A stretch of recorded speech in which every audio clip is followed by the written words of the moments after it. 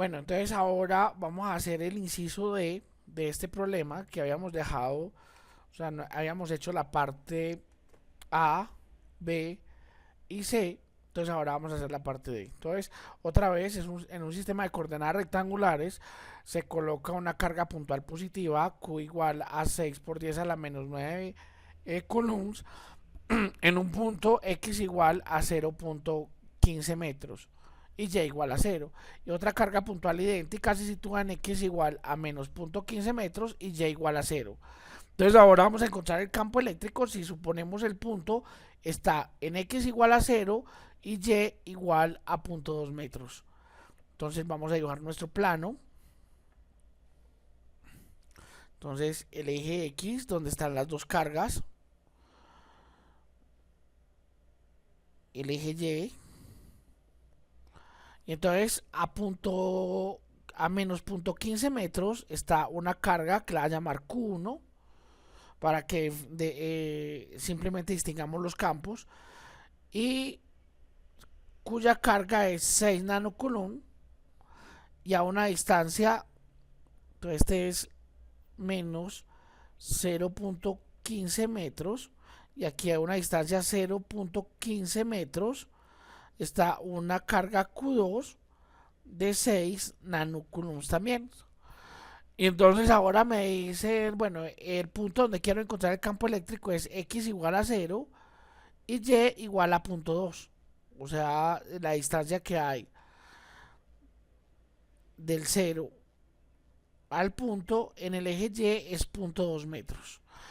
O sea que la distancia, ya podemos, la distancia que hay entre Q1 y el punto P es la misma distancia que hay entre Q2 y el punto P. Voy a alargar esta. También debí haber alargado esta. Ya les voy a explicar por qué o sea, las estoy haciendo más largas. Vamos a decir que aquí está nuestro punto P, donde yo voy a calcular el campo eléctrico, donde yo voy a calcular el campo eléctrico.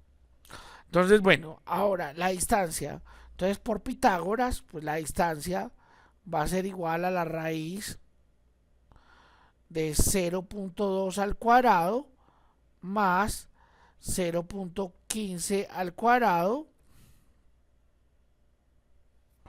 ¿cierto? Esa es la hipotenusa, entonces es 0.2 al cuadrado más 0.15 al cuadrado,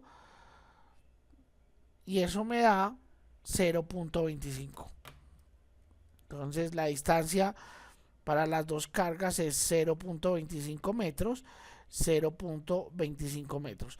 Como la carga Q1 es positiva, entonces el campo eléctrico es saliendo, entonces este lo vamos a llamar E1.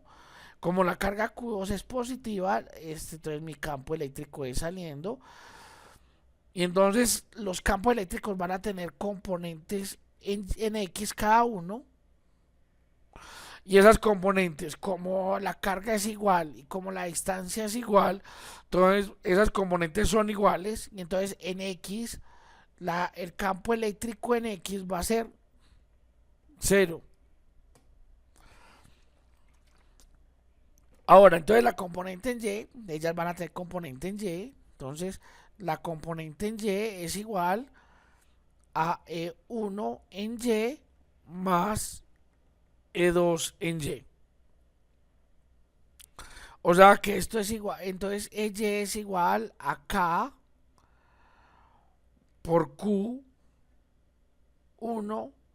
R1 al cuadrado por, si decimos que, vamos a decir que este ángulo es alfa, o sea, este ángulo es alfa, es este mismo ángulo alfa de acá, o sea, este mismo ángulo alfa de ahí, y entonces lo podemos calcular. Recuerden que la componente Y es sería en este caso por el seno de alfa, más K Q2, la distancia 2 al cuadrado por el seno de alfa. Pero resulta que Q2 y la distancia 2 al cuadrado son iguales. Entonces yo puedo, digamos, simplificar y decir que el campo eléctrico total, porque es en Y, ya no la voy a colocar en Y, yo ya sé que el campo eléctrico neto es en Y,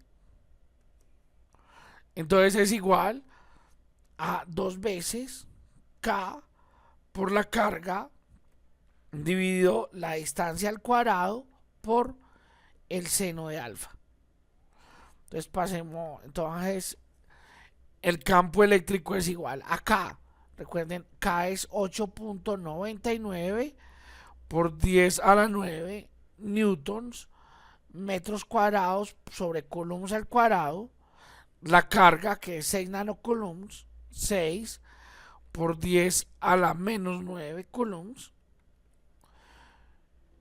dividido la distancia, y la distancia es 0.25 metros, esto al cuadrado, por el seno de alfa. Y si nos fijamos, entonces el seno de alfa es el cateto opuesto, o sea, 0.2, dividido la hipotenusa, que es 0.25. O sea, 0.2 dividido 0.25. No escribo metros porque metros se dan con metros. Recuerden que es una función trigonométrica esa dimensional. Entonces ya podemos calcular el campo eléctrico debido a esas dos cargas. O sea, entonces es 8.99 exponente 9 por 6 exponente menos 9 por 0.2 dividido de una vez daría 0.25 al cuadrado por 0.25. Y eso nos da 690.43 newton sobre coulomb. 690.43 newtons sobre coulomb.